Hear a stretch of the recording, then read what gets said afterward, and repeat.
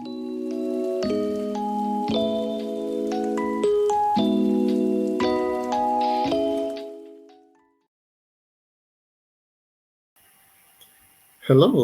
wonderful people. It's a great pleasure to meet with you today. Thank you for coming to my channel. If you're a returning subscriber, thank you for always coming along.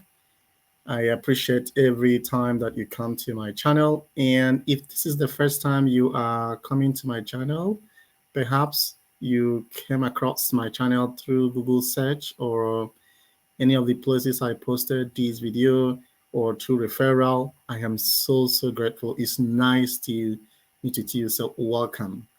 And please, I would encourage you to click that subscribe button right there. Don't fail to click the subscribe button. Please just click the subscribe button so that you can always get notification anytime I release new content. That is how you stay up to date and in sync with what I do here in terms of this building this Agile and Scrum community of practice. And please don't fail to click the like button if you like what I share, and if you want to encourage me, please click the like button there. And you can also share this on your social media platform, either on your LinkedIn, or you can even repost this video or on your Twitter or on your Instagram. Please, let's build this community of practice, and together we will make it awesome. Thank you. All right, so today I'll be sharing with you what I think is a huge information on how you as a Scrum Master can, first of all, to understand what really motivates your team members and how you can leverage on that to keep them going. Because as a Scrum Master, as an Agile practitioner, one of our prerogatives is always to make sure that the work or the tasks that these guys are assigning themselves are completely executed. So we need to discover what motivates them and how we can use that as a leveraging factor so that the team can keep functioning. So I'm going to be talking about understanding team motivation today. And you can also apply this to Scrum team, and you can apply it to even in students. If you are a teacher and you're looking for something, excuse me, you're looking for something to motivate your students, you're not sure how to motivate your students, today's section is going to be a huge value for you. Okay, as always, I am going to share my board and then we will take a look at this together. All right, so today, like I said, is going to be about team motivation, understanding the team motivation and how you can leverage on those motivating factors. There are basically three models of motivation. I have tried this in the past and I'm continuing to use it at this point. If you're kind of very close to project management, you'll be very much familiar with most of, if not all of the information I'll be sharing with you today. But if you're not so much informed about project management, because most of this information, I have my resource material. I will also be, pointing your attention on the resource material. But I mean, you might be close, you might be very familiar with the information I might be sharing with you. Perhaps you have read about it, but you're not sure how you can apply it. Remember, what we do today, or what I do here, is not just to tell you, but also to show you. So it's show and tell. Okay. So when I show you, I'm also going to make it more clearer so that you see how you can apply that in your different work environments. Now, it does appear that there are basically three models of motivation. We have the first one, hygiene and motivational factors, created by Frederick Hexpech. We have the intrinsic versus extrinsic motivation, championed by Daniel Pink. And we have the third one, which is theory of needs by David McClellan. So I realized in my experience as a Scrum Master, as an Agile practitioner, that most, if not every human being I have met or I have worked with are either fall into the first one or the second one or the third one. You might have come across this, or even you as a Scrum Master or as a practitioner, you must have seen yourself falling into either one or two or even multiple of these models of motivation. All right, so moving forward, I'm going to explain, highlight key information, what these are, and then perhaps you can also know how to leverage on these so that you can use it in your work environment as a Scrum Master, as an Agile coach, as an Agile practitioner. Okay, so this is the book I'm talking about, and this is my resource material when it comes to my team management. I mean, one of the things I would encourage you as an Agile coach, as an Agile consultant, Agile practitioner, Scrum Master is don't limit your level of resource material, okay? One of the things that has helped me over the time is the idea of my research. I try to expose myself. I try to diversify. I try to make myself so vulnerable to what I read because, I mean, there is no limitation of knowledge, right? You can apply one thing you read from project management or from one psychology textbook or from an IT text, whatever it is, right? There is this interrelatedness of knowledge. So when it comes to team motivation, today's presentation, I kind of engineered reading this, a guide to the project management body of knowledge. So this is a very, very resource material that I will highly recommend to anybody that is on this Agile journey. Okay, so if you know about any material that kind of talks about team motivation, please leave that in the comment section so that we can also learn from your own experience, from your own research. So I'm sharing my own research with you because I want us to build this community of practice. It is us. It is our thing, okay? So I'm also encouraging you to do the same, right? Please leave your thoughts and your comments in the comment section, or if you have a question, please put that in the comment section. Okay, so now because I'm going to limit my presentation to 3 models of motivation. The first one is about the hygiene and motivational factors. What does that mean? It means that there are basically 2 things happening here. First is the hygiene. The second one is the motivational, okay? So like I said, this model is being championed by an American psychologist and a very influential figure when it comes to business management, which is Frederick Herzberg, right? For Herzberg, he's mostly concerned about how are people getting satisfaction in their work environment? How do people get fulfillment? How can people's way of working be as a motivating factor? So Herzberg came up with these 2 model of motivation. First one he called it hygiene. The other one he called it motivational. Okay, for him, job satisfaction is dependent of motivational factors and hygiene. And you might be wondering what are some kind of inciting examples for him when it comes to motivational factors. Talk about achievements. What have you really achieved when it comes to your work? Okay. The second one, he talks about growth. How do you move from one level of position to the other, or from one level of what challenge you are having to another? The third one is about advancement.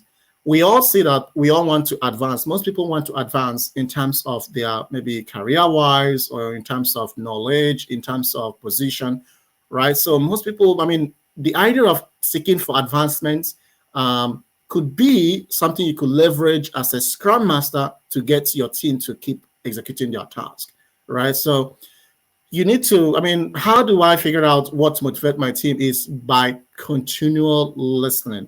The act of listening is one of the key ways for you to figure out what motivates your team members, right? Sometimes when people talk, you might begin to hear comments that will be getting your attention to what really motivates them.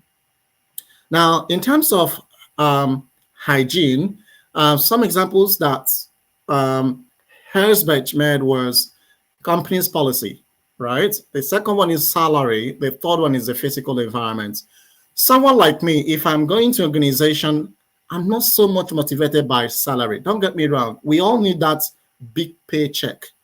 That's okay. I mean, it's a human psychology. I mean, I would love to have that big paycheck, but I want to be in an environment where the company's policy supports me being efficient and successful. It is unfortunate that most companies don't support workers in such a way that they can continue to become efficient, especially Scrum Masters, right? A lot of Scrum Masters lose their job on a day-to-day basis because of the company's policy. So, I mean, we see this, for example, if you're going for an interview, they ask you, why are you interested in applying for this position?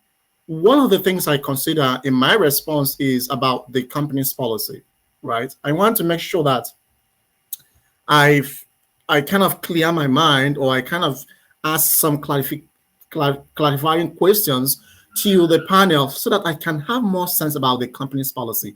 I have seen the job estimated, paycheck, how much they have budgeted, but I want to be an environment that supports me to become much more efficient and motivated. So, for me, it is one of my motivating factor when it comes to going into organization. Company's policy, very, very important. That is for Frederick Hansberg. Okay, so now let's go into the model two, which for Daniel Pink are intrinsic and extrinsic. Okay, so for this guy, Daniel Pink, an American author, he's kind of concerned about some people are motivated intrinsically, some people are motivated extrinsically. Intrinsically, in terms of autonomy, some people want to own themselves, right? Things like work from home, things like work-life balance, right? Some people are motivated by mastery, the ability to deliver, the ability to perform. Some people are motivated by purpose, goal. Okay. Now, in terms of the extrinsic, and then he kind of says about salary, the paycheck. I mean, for most people, they are not concerned about whether they are going through a lot of overwhelmness at job. As far as you pay them that big fat salary, it doesn't matter. But nowadays, we are seeing a lot of people who are feeling it psychologically. People go through a lot of depression, frustration, and they are not in that state of mind for them to perform their duties really well. And as a Scrum Master, you are put into different type of projects, and you have to deal with a lot of team members, right? So for me, I'm much more concerned, I've said that, about the company's policy. So if you are motivated, highly motivated by the salary, you need to pay attention to other motivating factor. Now, the third one, model of motivation, is what is called the theory of needs. The theory of need was championed or developed by David McClellan. For him, people are motivated by three things: goal, power, and affiliation, right? Some people set goal for themselves. As soon as they knock it off, they are motivated. Yeah. I remember when I had this goal to start this YouTube channel, I was so afraid. I have to, concede that. I was so afraid. My fear was like, I'm someone in my previous, when I was in my teenage, age, don't just call me out to speak in public. Don't just call me out. Anytime that you call me out to speak in public, I would just, wet my pants, right? So I would just sweat from my butt. It was really funny. But anyways, I was able to get through that.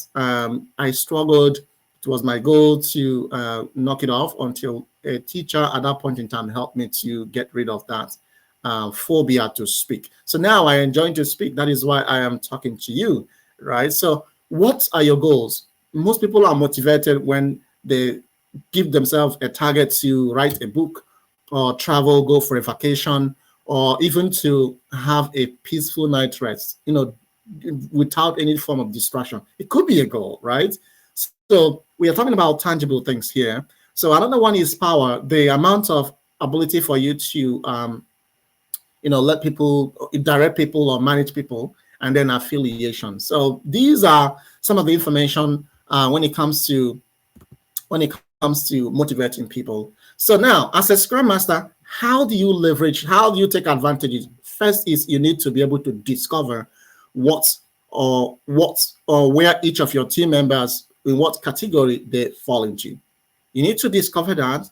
You need to experiment with that. You need to research about it, and then you need to apply it. Okay.